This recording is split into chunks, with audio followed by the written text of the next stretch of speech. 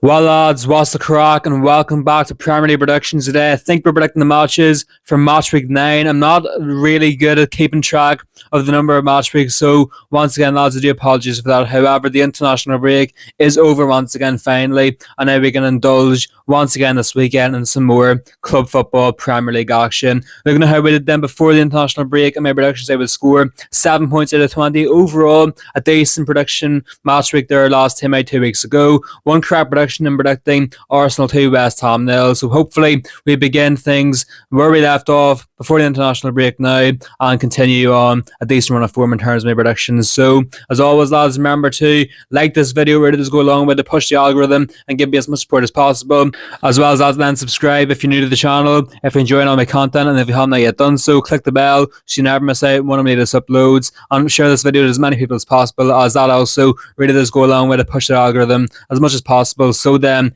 let's get into today's Premier League predictions for what I believe is Matchweek 9. So kicking things off after the October international break at the City Ground as Nottingham Forest are welcoming the Blues. Chelsea here in this one. This is a very, very interesting game to kickstart things off. Back again in the Premier League here. Nottingham Forest still winless under Ange Postecoglou, and over the international break there was talk that Ange Postecoglou's job could already be on the line, with talk of possibly Sean Dyche coming in to replace him so early on this season for Nottingham Forest. And so their last game was a 2-0 defeat away against Newcastle, and once again they're just not looking good whatsoever. Newcastle dominated them, tore them apart there, and were fully deserving victors there as Nottingham Forest continue to play so bad under Ange Postecoglou, as to the point where really it's looking like there's no point in getting back, or no point in comeback really. It seems to be inevitable that Ange Postecoglou is facing the sack in the eyes very, very soon. But Chelsea, on the other hand, before the international break, it was a 2-1 victory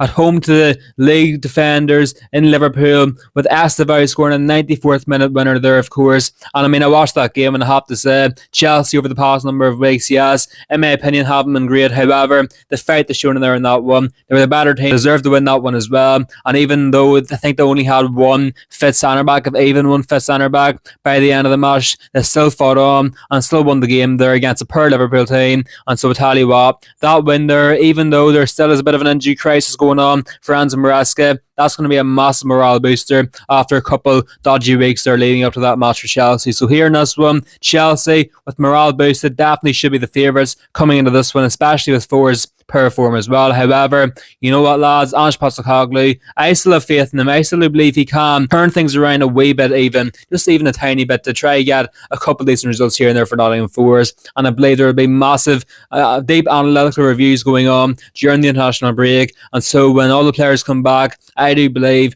we're going to see Forest play a lot better here. I think now this is the turning point here. I'm calling it now, lads. This is the turning point for Ange Postecoglou at Nottingham Forest. And so you know what, lads, with Chelsea a bit of injury crisis, I think that definitely could give Forest a bit of an advantage here in this one. So I'm going to go down the middle here in this one and go for a 2-2 draw come the final whistle. I'm going to say Forest come out in this one full throttle. They'll be the better team in the first half, and Ali Anderson will have the opening goal here in this one and giving Nottingham Forest a 1-0 lead then going into half time. But in the second half, then I'm going to say Chelsea will fight back. Pedro Neto will score early on to equalise, and then I'm going to send the hour mark that Enzo Fernandez will make a 2-1 here. However, Nottingham Forest will salvage a point here later on. Omari Hutchinson off the bench is going to be the man to save the point for Ange's side, and ultimately here it's going to be a much better display here by Nottingham Forest, as things, I do believe, will be looking slightly up again for Ange Postecoglou at Nottingham Forest. It won't be a win, however, it will be a performance in the right direction. Next game then, we go to the Amex Stadium as Brighton. They're hosting Newcastle United here in this one. Once again, this game actually should be a very, very good one. It definitely is very good on paper. Two sides at the minute who are coming into this one in fantastic form. Both teams just playing immaculate football at the minute, of course. I mean, even Newcastle, Nick Valtamata especially, is the man who has really made this Newcastle team play such good football, because anytime you watch him play, he's a proper striker. Not only can he score goals, he can create too. He's such a brilliant presence there. He's a brilliant striker. Already, I do believe he's one of the best strikers in the league so far. far this season, and so he is going to be a massive threat for sure for the Magpies here in this one. However, I wouldn't doubt Brighton whatsoever. They drew 1-1 away against Wolves last time out of Verbruggen own goal, let them down there of course the Molyneux, and yes, that's not a good result against rock bottom. However, I do believe still Brighton are coming into this one in a good position, and I do believe actually their defensive line and their midfield too, the structure they've shown so far this season has been immaculate too here. So in my opinion, actually Newcastle could struggle here in this one. I think Brighton will be the slightly better team here in this one. However, Newcastle still have the quality to get something out of this one. So you know what, lads, in my opinion, what I see here is two very good teams who are so hard to split, and probably is impossible to split these two sides at the minute, really, lads. So I'm gonna go down the middle here in this one once again for a 1-1 draw this time at the Amex Stadium. I'm going to set 2 goals in the first half. After 20 minutes, Anthony Gordon will give the away side a 1-0 lead here in this one. However, that lead will be short-lasted because 5 minutes after that, then I'm going to say the former Inter Miami midfielder, I think he's Paraguayan, he's lit the Carabao Cup of light by scoring 5 or 6 goals against Barnsley a couple of weeks ago in the last round there. He's going to get his first Premier League goal of the season. It is Diego Gomez who's going to score an equaliser here in the first half. Nothing else will happen throughout the game. Two sides will be good, however neither side will be good enough to beat the other. Therefore, 1-1 draw will be the fair result. Next time we go to Turf Moor for the battle of the newly promoted sides. Here's Burnley. The Clards are welcoming Leeds United here in this one. Once again, interesting. Leeds United last time out was a 2-1 defeat at home to Spurs there, and really a game where they were the better team, like, of course. However, Spurs once again, like, I don't know how they get away with it. Of course, under Thomas Frank, you know, even though they're playing pretty bad in the majority of games they still manage to somehow get at least a draw, if not all 3 points. I don't know how to do it, of course, but Leeds fell victim there. Of course, it was a great performance, however, fell short just in the end there last time at Alan Drew. And Burnley, of course, at the minute, not looking too great. It was only a narrow 2-1 defeat away against Aston Villa last time out. However, coming into this one, they're missing their 2 main attacking threats in Jadon Anthony and Lyle Foster through injury, and in my opinion, lads, with Burnley especially in poor form, that is going to cost them big time. So can I see Burnley scoring without those two here in this one? And to be honest, lads, no, I can't. And looking at their defence, like, it's been very leaky at the minute. Leeds are looking very good and look like they're improving week after week too. So in my opinion, actually, lads, we're going to see Leeds United play some total fantastic football here under Daniel Farke. I'm going to say Burnley get torn apart here. Leeds will dominate the game and we'll get a massive and possibly surprising 3-0 victory away from home from the final whistle here. I'm going to say at halftime it's going to be 1-0 to the US side, and Noah Okafor is going to be the only player on the score sheet then going into the break. However, in the second half, then I'm going to say the kill off the game. 2 goals by 2 subs. The first of which will be the Dutch striker Joel Perrault getting his first goal in the Premier League, making it 2-0. And later on, then I'm going to say Jack Harrison off the bench too will make it 3-0, putting the icing on the cake here. And what is going to be an amazing afternoon for Leeds United. However, a horrific afternoon for the home side, Burnley at Turf Moor. And now, similarly to the Brighton v Newcastle match, this is another very mouth-watering 3 o'clock Saturday kickoff here as the Sellers Park, as Crystal Palace are hosting the Cherries Bournemouth here in this one. Now, once again, two sides who so far this season have just been in such good form. However, Crystal Palace, their unbeaten record was ended before the international break. A 2-1 defeat away against Everton there, thanks to a last-minute winner by Jack Grealish scoring his first goal for the Toffees there. Ultimately, lads, it was inevitably going to happen eventually. It's happened there, of course. Palace won't have a good record away against Everton, so be it. They've had a fantastic run. They're still going so good this season, and so in my opinion here, they can hold their heads high and go again here and be very confident they can win this one again. However, Bournemouth definitely should be of the exact same mindset. Last time out, they won 3-1 at home to Fulham on Friday night there in the Vitality Stadium, and so in my opinion here, like, looking at how they've been playing so far this season, so good. Areola lost basically his entire back line from last season, but he's completely replaced that fantastically, as if he didn't lose a single player in that back line. And once again, this attacking football Areola's got the Cherries playing, and the players he's got on display in the forward line especially too, it's just so perfect. They're playing so good at the minute, and so once again here in this one, it's very hard to separate both sides. In my opinion, lads, there will be one side who's going to get a clean sheet here in this one. I can't see both sides scoring here in this one. However, there will be a winner. It's going to be a low scoring game, but one of high quality for sure. However, my team, I'm going to say, will win at Sellers Park on Saturday is going to be the away side, Bournemouth. Yes, I'm going to say Bournemouth will win 1-0 come the final whistle. It's going to be a first half bullet header by their new centre-back, Diakite. It's going to be the only goal of the match here, of course, and it's going to be the separator of two very good sides here in this one. Palace, then I'm going to say, after losing against Everton, they're going to lose once again here in this one, 2 in the trot. I believe for a team like Palace, that could be sort of natural. However, I don't think it will be too much of a worry, because I do believe after this game, they will manage to pick themselves up then pretty quickly. However, here in this one, I do believe Bournemouth will manage to catch Palace in a bit of off form after their defeat away against Everton, especially considering the Cherries are playing so good at the minute. Therefore, I'm going to say Bournemouth will get a smash and grab 1-0 victory, a massive 3 points away at Selhurst Park. And now next we go to the Etihad Stadium. It's Man City hosting the Toffees Everton here in this one. Now, of course, this once again is a very interesting match. Last time these days has faced the Etihad, it was the Boxing Day last year, and I finished 1-1 there, of course. This season, of course, Everton are looking much better than they were last year. So, in my opinion, lads, this game is much more exciting than it has been in previous years. Very, very tight it could be. Man City, they're getting through games, of course. The last game was a 1-0 win away against Brentford, of course, and Brentford weren't necessarily good in that one. However, neither were Man City. And so once again, like over the past number of games, have been noticing that Man City haven't been amazing in any games recently. However, they've been doing enough to get the job done. And I suppose ultimately, if that's guaranteeing results, that's all Pep Guardiola's side does have to be doing, of course. And Erling Haaland at the minute is just in such good form. So if he's on form really, and if City can get the ball to him, then City really have nothing to worry about, do they? However, Everton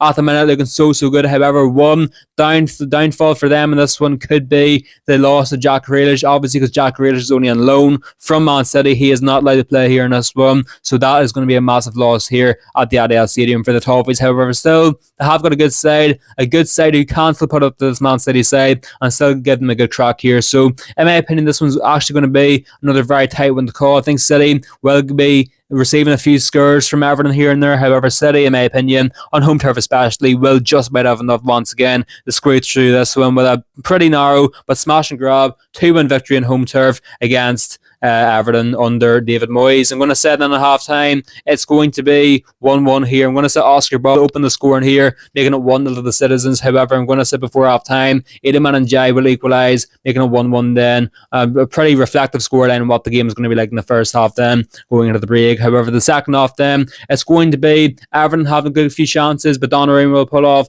a couple of big saves, and about 10 minutes to go then I'm going to say Erling Haaland will once again cometh the hour, cometh the man, and he is going to score to win City the game here in this one, guaranteeing 3 points, scoring once again and getting City by once again another very tight one and getting massive 3 points once again from Pep Guardiola's side then. And now we go to the Stadium of Light next to Sunderland. The Black Cats are hosting Wolves here in this one. Now the Cats v the Dogs here, I guess you could almost say Cats v Wolves, however you do want to interpret it, of course. However, this game once again actually is a very big one for both sides. Sunderland, of course, last time out was a 2-0 defeat away against Man United there, of course, at Old Trafford. Not too much shame on that, I suppose. However, in my opinion, as watching them play there in that one, was I impressed by them? No, in my opinion, they were so passive. They didn't threaten at all in that game. They didn't even look like they wanted to win that game or take the game to United there, even though it was at Old Trafford. So, in my opinion, if Sunderland want to win this one, they're going to have to up their game massively from last time out. And Wolves, of course, a 1-1 draw away against Brighton, still winless after 7 games so far this season, still rock bottom as well. So this is once again going to be a massive match, of course. However, I do believe Wolves will have confidence that they can finally get a win this season, and I do believe they'll have confidence to win this one too. I think they'll have confidence. They've got the players to win this one here at the Stadium of Light. So I do believe, like Sunderland, this game definitely is easier said than done, of course. This game still is far from being a success at the moment. However, they still, of course, have the quality in their team. This is going to be a massive character test for Sunderland too. I do believe that if they can win this game, then it definitely is looking very, very likely they can step this season. However, if Wolves can win this one, then it definitely could still be up in the air whether or not Sunderland will stay up this season. However, who I'm going to say is going to win this one here is going to be yet again a very tight one to call. Two sides will be pretty even in the day. However, I'm going to back Sunderland to win once again, get back to winning ways here with a 2-1 victory come the final whistle. I'm going to say actually Wolves have the 1-0 league going in the half time thanks to a good counter attack finished off by their clinical striker Jurgen Strand Larsen. However, in the second half then I'm going to say the equaliser will come through the new signing Bertrand Traore. He's got Premier League experience with the likes of Chelsea and Aston Villa before. He's going to score his first goal for the Black Cats and he'll make a 1-1 then. And then I'm going to say about 15 minutes to go, the game will be won by their new wonder kid winger Talby from Club Brugge. He's going to score his first goal for Sunderland as well, and he is going to be the man to win the game here for the Black Cats, getting a massive 3 points on home turf as Vitor Pereira's Wolves will once again sit rock bottom, winless after 8 games. And finishing off what is an extremely busy Saturday of football with Fulham hosting Arsenal in the main event at Craven Cottage here, in a bit of a London derby, I guess you can interpret it as. Now, of course, this game could be interesting, but then again, in my opinion, it's got the ingredients to be a very boring one. However, in saying that, Fulham actually have been pretty good against Arsenal, especially when Arsenal do travel to Craven Cottage. So, in my opinion, this game's actually going to be very tight. I think Fulham will look pretty good here in this one, threatening from time to time at the Arsenal goal. However, David Raya, in nets, he's going to pull off a couple of good saves. Overall, Arsenal still got a pretty good defence, so I do believe Arsenal will manage to keep Fulham's forward line quiet here in this one. And ultimately, of course, Arsenal still are a very good team, and so I do believe still that the Gunners will have enough to win this one here. I think it's going to be overall a pretty boring match. However, Arsenal will get the job done, get another 3 points on the board, a massive 1-0 victory over Everton. It's going to be a Bukayo Saka second half goal is going to be the separator as Arsenal kick-starting things back again from the international break. We'll get another 3 points as their dream of winning the Premier League becomes one game closer. Now we go to a Super Sunday which focuses more on quality over quantity of matches. Now we start off then at the Tottenham Hotspur Stadium as Spurs are hosting Aston Villa here in this one. Once again, lads, this game is actually extremely interesting. Spurs, of course, looking very good. A couple great results on the string, of course. Yes, quite a lot of draws there and a past number of results. However, they're not losing games. That's the main thing under Thomas Frank. No matter how bad Spurs do play in a match, they can't seem to lose matches. And that, of course, is massive at the minute for Thomas Frank, of course. If they're going to remain unbeaten, that's going to stand to Tottenham a long time. However, Aston Villa, past number of games after a rocky start of the season, a very poor start of the season as well. They're scoring goals again, they're getting wins again, of course, looking very good, not only in the Premier League, but also in the Europa League too. So, Aston Villa too, improving. So this game actually is going to be a very tricky task for Spurs. However, on home turf, you would like to think they should still have enough guile in their squad, even though they've got a couple of big injuries once again to their side to win this one here. However, to be honest, lads, Spurs, in my opinion, have been really threading on a tightrope as of recently, of course. Do you know what I mean? They're sort of they're sort of on the verge of defeat so many times. However, time and time again, they just manage to seem to survive, get a draw or a win somehow in those games. So, in my opinion, that luck's going to run out eventually for Spurs. And Aston Villa, of course, have got their fair share of victories away from home against Spurs. Therefore, I do believe this game could be finally the one where Spurs' luck and remaining unbeaten and not losing any games does run out. So, you know what, lads? I'm going to say Villa will continue their amazing form over the past number of weeks with a massive smash and grab 2-1 victory away from home here at the Tottenham Hotspur Stadium. The first 45 minutes for Unai Emery said are going to be absolutely fantastic, and goals coming through Morgan Rogers and Ollie Watkins in quick succession is going to give Villa a 2-0 lead going into half time. In the second half, Spurs will be mostly dominant. Pedro Porro will get a goal back on the hour mark, giving Tottenham a bit of hope. However, I'm going to say great defensive work by Villa, and overall Tottenham will not be clinical whatsoever here in this one, and so I do believe ultimately Tottenham will not be good enough here in this one, and Villa will be the deserving winners to get a massive 2-1 victory away from home against Thomas Frank's side. Thomas Frank, his luck will run out and Spurs will finally lose after a very long unbeaten run. And now then, it is the big one. 4:30 on Sunday at Anfield. It is the return of the greatest rivalry in the Premier League. It is Liverpool hosting Man United. Yes, I am actually looking forward to this one, lads. I have to say, I am looking forward to this one now. I know that's kind of weird for United fans to say, as of recently, especially, of course, because usually my instinct should be Anfield, Liverpool away. That should make me scared, of course. That should make me not want to watch the match. However, you know what, lads? Looking at our last game, 2-0 win against Sunderland, I have to say, I was very impressed that one. I know it was only Sunderland and all that, and the Black Cats weren't really good in that one. However, the football we played at times there in that one was looking good. However, still, we were looking positive at times, so there still is work to be done there. But something which is making me more confident is looking at Liverpool's side, of course. At the minute, 3 defeats in a row. They're not looking good whatsoever. They seem to be replicating what Man City were doing last season and just completely collapsing at this stage of the season so early on.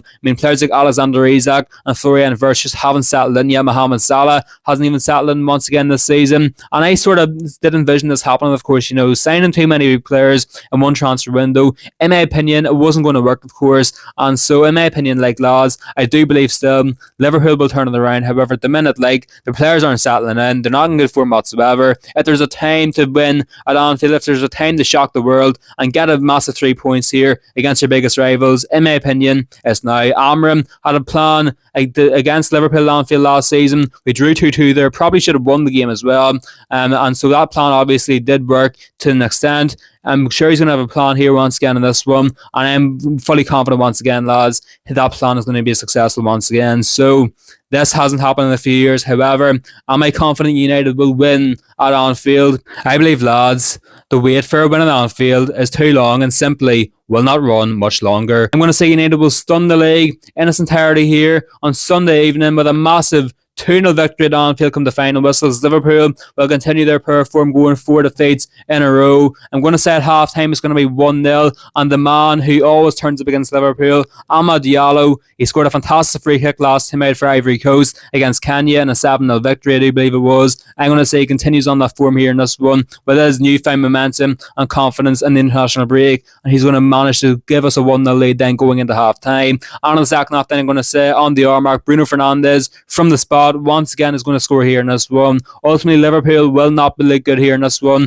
They'll be very disjointed once again, and ultimately I'm going to say United will look much more of a team here in this one. Therefore, in my opinion, that is going to be the decisive factor in helping United win this one here. So Liverpool 0, United 2. Just you watch, lads, United will win and get all 3 points at Anfield for the first time in nearly 10 years. Come on, United.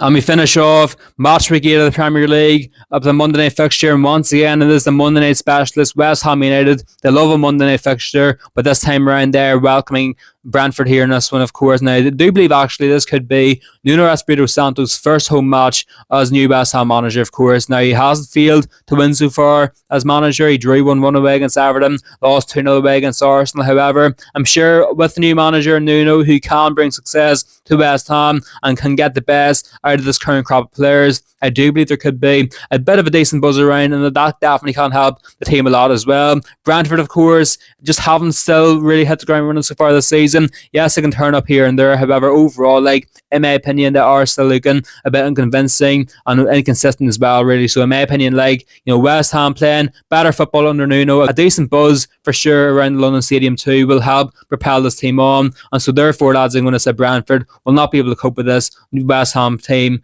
with a new manager bounce. So I'm going to say that West Ham will get their first win under Nuno Espirito Santo. Will be a massive 3-1 victory in Monday night come the final whistle for the Hammers. I'm going to say the goals will come through Lucas Paquetá after 20 minutes to open the score, and then on a quick succession I'm going to say the lead will be doubled by Matheus Fernandes. 2 attacking midfielders getting the goals and 2-0 then going into half time. And the second half then I'm going to say early on Jared Bowen will make it 3-0, just putting the icing on the cake very early on here. And yes, with 15 minutes ago I'm going to say Kevin Shada will get a consolation goal. However, Brentford ultimately at the end of the day will not look good enough here in this one. For West Ham will be the better team, and I'm going to say they'll get a very well deserved 3-1 victory as Nuno will get his first win as West Ham manager in his first home game and his third game overall as a coach for the Hammers. Anyway, lads, I'm going to end today's Premier League predictions for Matchweek 8. I hope you have enjoyed it, of course. What do you think about my predictions? Are they good or are they bad? What would you change? Let me know in the comments below. As always, lads, remember to like the video, subscribe if you're new, click the bell, and share this to as many people as possible. And so then, lads, see you all in the next one here on KDFG.